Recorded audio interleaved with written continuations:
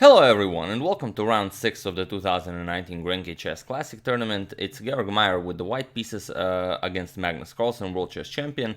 Now Meier lost his previous round to young Vincent Keimer, who broke his losing streak after losing 4 games in a row, so that was fortunate for young Vincent, but somewhat unfortunate for Georg Meier, who is still on only 1 point after 5 rounds. And, well, now he has to play against Carlsen, so that's a privilege and a great opportunity, but then again, you are not very likely to win a lot of points. Or are you? We'll just have to see. Now, before we check out this game, I would just like to announce that FIDE has announced new regulations for the World Chess Championship matches. I will put a link in the description below, probably the third link or something like that, as the first two are always interviews with players and impressions from the previous round. But the most important thing you have to know about the future World Chess Championship matches, in 2020, Carlsen will face someone who wins the Candidates Tournament, is that no longer will they play 12 games, they will play 14 games, so less chances of going into the rapid section of the World Chess Championship match. Carlsen said in the negotiations that he would prefer 16 or even 18 games, but the organizer said that that would be too long and it would just drag out the event. Another thing, the players are not allowed to agree to a draw before making 40 moves, so after black makes the 40th move, they are only then allowed to go for a draw. Now, as for the prize fund, the suggested prize fund is 2 million euro. 60% going to the winner, 40% going to the loser of the match. And if the match does go into the rapid section, then it will be 55 to 45%. The distribution of the prize fund. And also, and this is one thing that I particularly like, for the first 40 moves they will have 120 minutes without getting increment per move. So you have to finish your first 40 moves without for the first 60 moves. You do reach time control after move 40, then you are awarded additional 60 minutes. But until you reach move 60, there is no time increment. So you have to be very careful with your time if you even hope of playing a nice endgame. So those are pretty much the most important things. And another thing, FIDE is no longer taking a third party to organize the World Chess Championship event. FIDE will now be in charge. It's courtesy of the new FIDE president, Arkady Dvorkovich. So that's a bit of the news from the chess world. Now, returning to this game, we do have some nice footage, compliments of the Grenke Chess Classic video team, but we are gonna go check it out somewhat later. So, Meier has the white pieces and he opens with knight to f3. The Reti is on the board, knight to f6 by Carlsen, g3, g6, so the King's Indian attack, bishop to g2, bishop to g7, and now both players castle. So, pretty symmetrical, d4, and now Carlsen breaks symmetry with d6. And here we have b3, and this is a well-known position. There are over 1500 games in the database with this exact same position, and a lot of moves have been played here. c5 has been played here, knight bd7 was played, e5 has been played, c6 has been played, a5 has been played, knight to c6 has been played, but the move Carlsen played here was never played before, which is really odd since there are over 1500 games in the database with this exact same position. Here Carlsen played b5, and there's no reasonable explanation what b5 is doing. It's just there. Well, it's controlling the c4 square, that's for sure, preparing to fianchetto the bishop to b7, but then again, why not? I mean, if there's time and your opponent allows it, why not push b5? Now that you see it, seems like a perfectly normal move, but no one before played it. But okay, bishop to b2 by Meier, bishop to b7, both players fianchetto, knight b to d2, knight b to d7 by Carlsen, and now c4. And already you can see that the b5 pawn is very useful here. B captures on c4, and now comes knight captures on c4. B captures seems a bit more principled, but Meier has a very nice idea how to exchange some pieces with this line. We have a5 by Carlsen, and now just rook to c1, getting the rook into the game, grabbing hold of the semi-open c file, and c5 by Carlsen. D captures, knight captures, and now comes bishop to d4. Meier wants to trade here, trade queens, and hopefully play something like knight e1, exchange the light square bishops, and go into an endgame where Carlsen will have this isolated a-pawn, and Meier will have a 2-to-1 advantage on the queen side. But Carlsen is a bit stronger in the center. So knight c to d7, Carlsen doesn't allow this, and now a4. Locking that pawn on the dark square. We have rook to a6. Now Carlsen is preparing to bring this rook over to c6 and bring the queen over to a8 to create this powerful queen bishop battery, so Carlsen will be ready to capture on g2 if the knight moves. Knight to a3, preparing to go to b5 with the knight, and Carlsen said that he didn't really like this idea of transferring the knight to b5, as I did catch a glimpse of the interview after the game. He said that he thought the knight was more useful here and that maybe some other moves were better, but then later, as you'll see what happens, he did like it. Queen to a8 by Carlsen, now comes knight to b5, and now rook to c6 as planned, countering the rook on c1. Rook captures, bishop captures, and now knight to e1, offering a trade of light square bishops as well. Carlsen captures, bishop captures, we have knight captures, and now just rook to c8. And here, Carlsen said that, yes, he was expecting knight to a7, and this is what Meier played. And now you don't really have a good square with your rook. If you want to keep your rook on the c file, you can go something like rook c7, but then just knight b5. Rook can go back, knight back to a7. You're not really gaining anything here. And you don't want to play something like rook c7 to b7, as then, well, you no longer have a rook on an open file. So here Carlsen had to go back, rook to d8, and he said he didn't like this maneuver, rook to c8 to d8, that he should have just gone h5 or something like that. But okay, now Meier grabs hold of the open c file. We have queen to c2, knight still controlling the c8 square, and now comes e5 by Carlsen. Bishop to e3 and d5. So Carlsen already started moving his massive pawn center. Well, it's not really a massive pawn center, but it is a very nice pawn center. d4 is ready. We have knight to c6, attacking the rook here, rook to e8, and now comes bishop to d2. Meier now wants to eliminate Carlsen's a5 pawn. There's really not much Carlsen can do about it, and then he wants to start pushing his two connected pass pawns on the queen side. We have knight to e4 by Carlsen, going after the bishop here, and now just knight captures on e5. We have rook to c8, attacking the queen here, queen to a2, and now knight d to f6. Going back, and now comes bishop to e1, not allowing this knight captures on d2 business. And we have knight to c3 now, attacking the queen here. Bishop captures on c3, you do have to capture it as the bishop no longer controls the knight on a5, so it must be captured. We have bishop captures, rook captures, and now comes b4 by white. And here Carlsen has to figure out how to go about this. He wants to start pushing his central pawns, of course, and create a passed d pawn, but he also has to be very careful. The two connected pass pawns on the queen side that Meier has are also very strong. So here, I believe this is the position that we have on the footage here, so let's just check it out. Here we have Carlsen, oh sorry, that's Meier, but we also need that, so let's check that out as well. Just checking out the position, not really sure which position it is, and here we have nice footage of Carlsen, where I believe it is this position. Yeah, there's the queen on a8, king there, bishop, knight on f6, and two central pawns. It's not an easy decision, although on the footage you can see that he already played bishop to f8, which is one of the two ideas that he was considering. And here you can also see that he has he shaved his beard, but I still don't have I still don't have a beardless photo for him to use on the left, so for the moment we have the bearded one.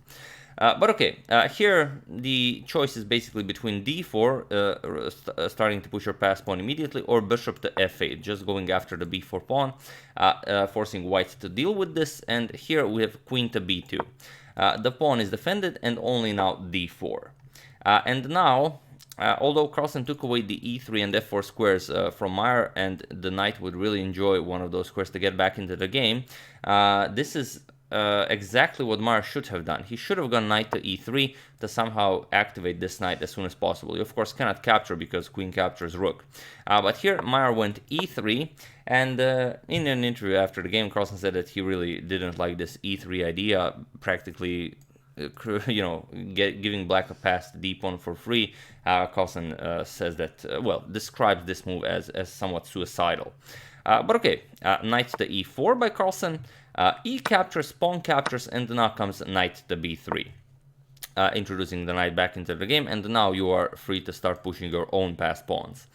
We have d3 by Carlsen, the passed pawn is ready to be pushed, rook to c1, and here comes rook captures on c1 by Carlsen. Also, a very interesting line was bishop captures on b4, and after this trade, attacking the queen, queen b1, and now d2. And here it would be very hard to deal with this with the white knight still being stuck here.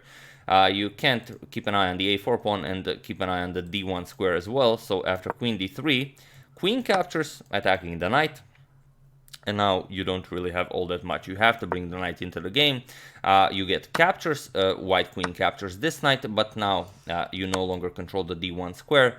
You have two queens in the game, and that's pretty much it. Captures, captures, and you would have a bishop and the queen against the queen. You would have to, you know, play a lot more moves to win this, but it is of course a winning position. So Carlsen didn't go for this line. He decided to go for rook captures on c1, queen captures on c1, and now queen captures on a4, getting rid of this a4 pawn. Now white no longer has two connected passed pawns on the queen side, and this b4 pawn is very weak. So even though Meier was up a pawn a few moments ago, now he will lose both connected passed pawns on the queen side. Queen to c4, going after the d3 pawn, so you don't want to capture it just yet. First, knight to c5, defending the d3 pawn. And now, if you're considering why not just capture and then capture on d3, the problem is if you capture it, of course, black will not recapture. Black's just gonna go queen d1 check. And after you block this, as it is the only move, queen captures, you win back the piece, king g2, and now d2, there's no stopping d1, you just get another queen and win the game. So, not possible to trade here. Knight c5, we have knight to d2 now, blocking the d pawn, and now comes queen to a1. Bishop to h6 was also a possibility, and then after f4, blocking the bishop, only then queen d1 check. And after knight to f1, then knight to e6, but here you would probably have to bring the bishop back, maybe something again like bishop here, and then go knight here, knight here, knight here, knight here, and then, you know, wreak havoc in white's camp. But again, Carlsen had a different idea. After this knight to d2 move, he didn't go for this. He went the queen to a1 check immediately. We have knight to f1, and now comes d2. Already the pawn is pushed. The knight, of course, cannot capture as it's pinned. We have knight to e3, finally introducing this knight into the game, freeing up the g2 square for white king. And now knight to e6. Again, it's a very interesting idea to get this knight all the way to e1. For example, after the bishop returns here, after the bishop will be controlling here, knight here, queen will have to guard the c2 square, knight here, and it could be very dangerous. Queen to b3 by white. Again, you have to control the d1 square twice.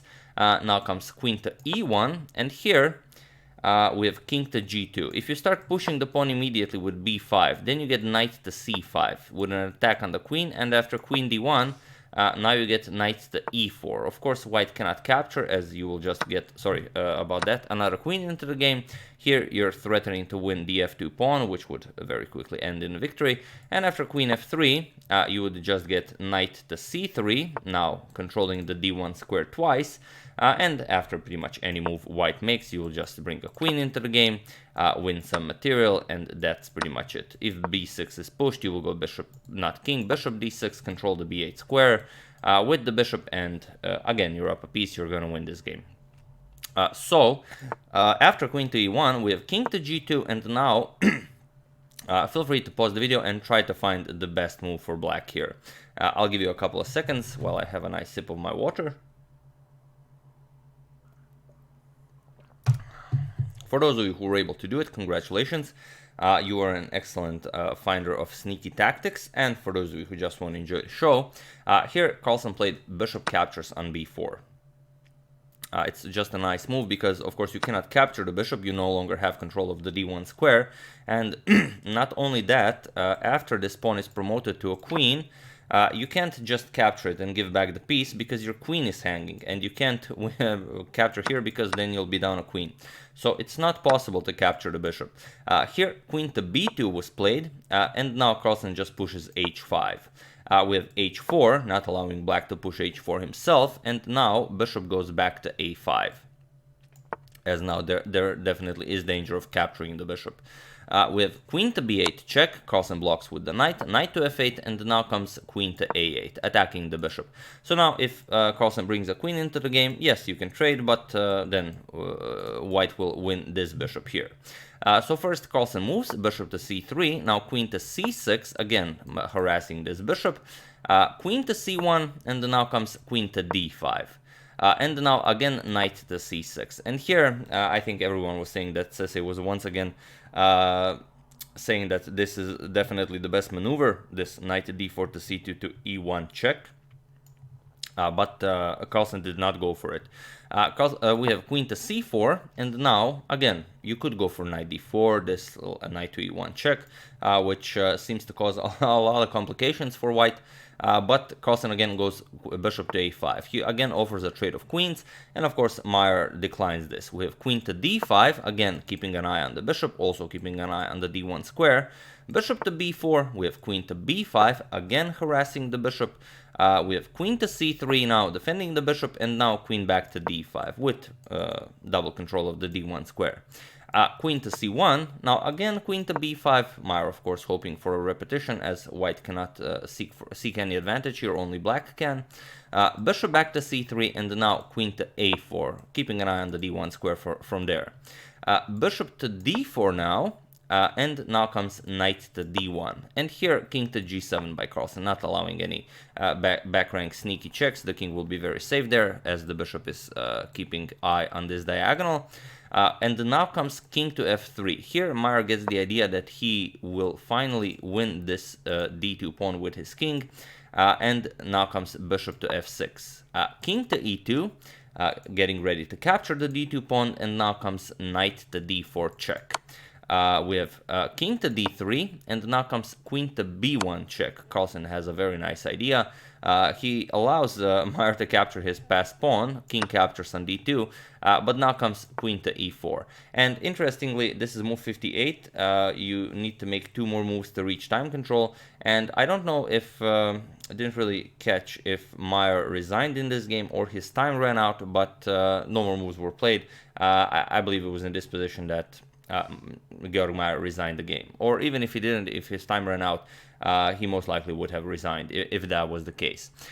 Because there's nothing to do here. If you try something like, I mean, there's really nothing you want to do. The queen can come here. You can also play knight f3 check, for example. If you play something like knight fe3 to block this, then just knight f3 check wins the queen on a4.